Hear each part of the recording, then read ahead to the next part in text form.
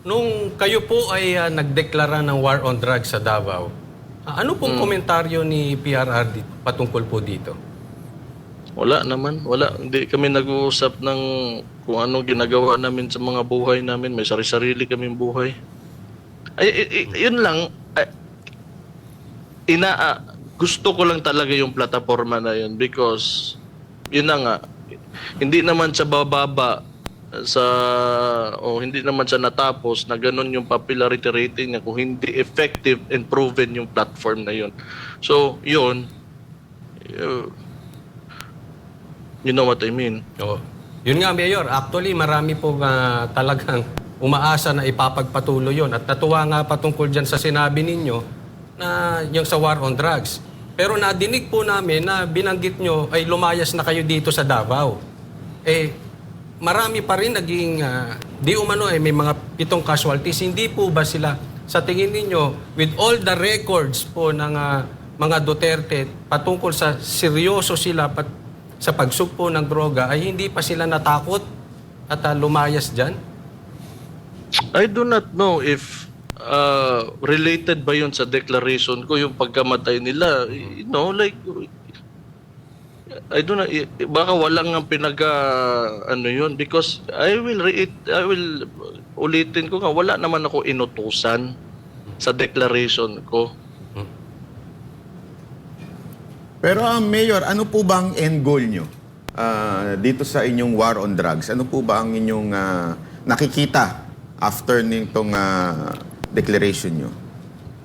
Simple lang naman, decrease yung mga bangag, yung mga barangay, yung mga nakausap kong mga kapitan, marinig ko sa kanila na okay na yung wala na silang supply na nakukuha yung mga community, yung mga tao. Parang galit na galit po kayo sa mga bagang, Mayor. Mukhang talagang mainit ang dugo ninyo dito. Ano po ba sa tingin ninyo ito, alam ko po na nakafocus po kayo sa Davao, pero may nakikita ho ba kayong malaki ng problema tungkol ho dito sa droga sa Pilipinas pagkatapos ng inyong ama? May nakita ho ba kayong parang pag-angat talaga ng droga? I suppose meron talaga yan. Hindi ko lang kasi hindi ko naman lugar yung mga, pero ewan ko, di ba sabi ng DILG 28,000 barangays drug free.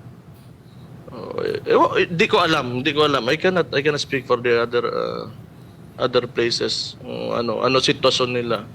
Basta dito lang, nung sinabi ng mga kapitan ko sa mga highly populated ko na mga barangays na nandyan yan, hindi pwede. Hindi pwede. Ano pong reaction nyo dito sa sinabi po ni Secretary Abalos na kesyo talagang paiimbestigahan niya yung mga pulis na involved dyan sa pagpatay nung mga drug addict o drug pusher? Ano masasabi niyo dito? Di bahala siya. Mag-imbestiga lang siya. Andyan naman yung mag-imbestiga lang siya. Bahala siya sa buhay niya. Yan ang gusto nila. You know, what's astonishing is yung reaction talaga nila. Ang daming problema in terms of crime. Sige, sabihin natin Davao, may mga rape cases, may mga Bakit yung war on drugs, doon pa sila nag-react? Na pwede naman na, these are people that are selling drugs, sinisira yung mga community, and yet, dyan pa sila mag-react. If ever na totoo talaga namatay yung mga yon dahil sa declaration ko, I mean, just find it so stupid. Mayor, hindi po ba kayo medyo napanghihinaan ng loob or nawawalan ng gana dahil kung sino pa katulad ninyo yung talagang lumalaban at matapang na lumaban sa droga, parang ito pa yung ginigipit or kinokontra. Marami pang hindi sang-ayon na galing sa matataas na posisyon. Na wala akong pakialam sa kanila, sa totoo lang. Bahala sila. Ano yung approach nila sa ganong klaseng, yung pronouncement. Wala na akong pakialam. Bahala sila. Hindi Kung ba tingin nila pangit yun, mali yun, wala akong pakialam. Nabanggit niyo po kanina, Mayor, yung pong patungkol dyan sa media na merong mga nadidisgrasya din ng mga kapulisan pero hindi binabalita ng media. Pero kapag kasiraan ninyo, ibinabalita nila. Ayan. So ano po ang inyong masasabi tungkol doon? Sa tingin niyo po ba ang ating traditional na media ay namimili na ng kanilang ibinabalita? Di ko naman sinasabi talaga na gano'n. Ano lang, sana lang, pag may nagawang okay yung mga pulis natin, kinalimutan nila, binigay na nga yung nirisk yung buhay nung isa Tinamaan sa abdomen, pero nabuhay. Pero pag intriga, bilis masyado. Pero wala naman. I'm not saying that they've become partisan sila. Maybe, but I really do not care. Kasi kung ako, politiko man ako, so ganun talaga yung politika. Itong yung mga talaga nagtatrabaho lang, yung mga police lang yan siyempre, kailangan niya magresponde. Sana naman bigla nila, i-honor naman nila. That's all that I'm asking. Na para makita rin ng mga, to encourage, the people na, uy, may nagbabantay pala sa amin, ganun, may nagtatrabaho pala. O encourage them na mga sumunod, gusto magpulis, gawin yung tama, ganun. So since January po na may 28, kasi lumalabas, pinapakita nila yung mga namatay na 28 pero 400 plus yung inyong buhay naman na nasampahan ng kaso at naikulong.